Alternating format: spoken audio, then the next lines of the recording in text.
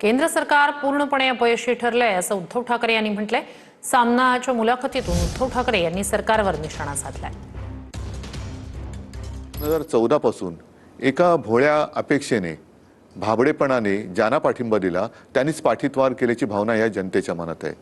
आणि बघा ना तुम्ही, प्रत्येक ठिकाणी नकार घंटाच आहे। रोजगार मिळतायत का? नाही। रोजगार मिळत नाहीये। महागाई कमी होते का? नाही। पेट्रोलचे भाव कमी झालेत का? गॅसचे भाव झालेत का? नाही। पेट्रोलमध्ये आता इथेनॉलचं मिश्रण म्हणजे त्याच्यात सुद्धा भेसळ व्हायला लागलेली आहे। रस्त्यावरती खड्डे पडतायत, पूल पडतायत, पक्ष फोडले जात आहेत, दानपेट्या म्हणजे राम मंदिराची पेटी दानपेटी फोडली जाते, फोडली म्हणजे लुटली जाते, पेपर फुटतायत। म्हणजे या सरकारला कशाचीच काही पडलेलं नाहीये। म्हणजे सरकार अपयशी आहे किंवा पूर्णपणे किंवा सरकार लुटारूच्या भूमिकेत आहे, नक्की तुम्हाला काय म्हणायचं आहे?